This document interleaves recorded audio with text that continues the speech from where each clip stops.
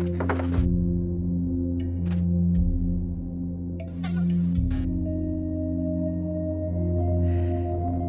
er það broddfura. Hvítufjöll rísa upp úr eyðimörkinni austast í Kaliforníu norðan Dauðadals. Þar er þjóðskógurinn Inyo National Forest. Góðir vegir liggja þjóðskóginn, einn þeirra upp á hæstu tinda fjallgarðsins í rúmlega 3000 metra hæð.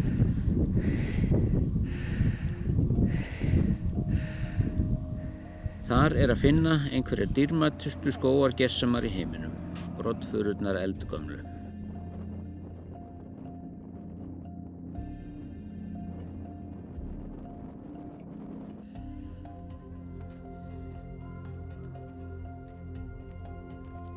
Broddfuru hefur nú verið skipt upp í 2 tegundir af flokkunarfræðingum, en þær eru nauðalíkar og heita enn báðar broddfura, eða á ensku bristlecone pine. Aðaltegundin, Pinus aristata, er útbreidd á tindum í sunnanverðum Klettafjöllum og er sú sem hefur verið ræktuð hérlendis. Hin broddfuran, Pinus longæva, finnst aðeins á litlu svæði í Hvítufjöllum og þar innanum eru elstu tré heims.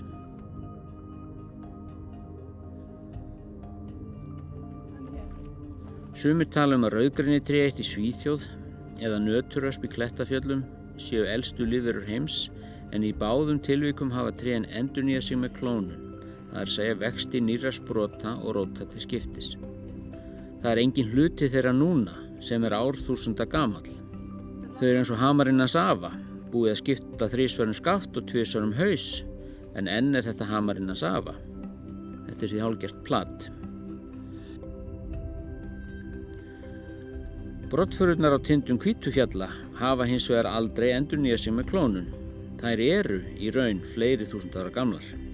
Sú elsta sem mælst hefur er 5063 ára.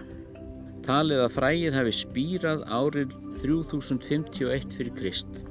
Það er 150 árum eftir að fyrst var farið að krota í leir í Mesopotamíu og 100 árum eftir að fyrst var stofnað til faraódæmis í Egyptalandi. En gjarnan er litið á þessa atburði sem upphaf vestrænnar menningar í heiminum. Landbúnaður hafði ekki borist til Norður-Evrópu á þeim tíma, þar var enn steinöld. Elstu fururnar voru ekki teljandi öðruvísi en þær eru nú þegar Ísland byggðist. Nú höfum við gengið 2 kílómetra í þessum skógi, þessum broddfuru skógi hér í 3500 metra hæð eða svo. Hér er ekkert loft þannig að við erum pínlítið móð, en þetta er alveg stórkostlegt. Trén sem eru hér hálfdauð, þau eru fleiri þúsund ára gömul, svo eru innan unglömb og annað. Svo hittum við hér skemmtilega konu sem bablaði við okkur alla leiðina. Hún reyndist vera frá Arizona, voðalega skemmtileg kelling. Já, og nú erum við búin hér og þá er það stærstu tré heims, Goodbye. Það er einstök upplifun að ganga broddfurulundina á tindum Hvítufjalla. Hvert skúlptúr er stórkostlegra en það síðasta. Lundirnir eru gisnir, þannig að hvert tré nýtur sín og trén eru bæði há og sver, miklu stærri en einnanálafururnar neðar í fjallshlíðunum. Nýliðun er lítil en þó var nokkuð ung tré á svæðinu. Ef til vill aðeins fárra alda gömul.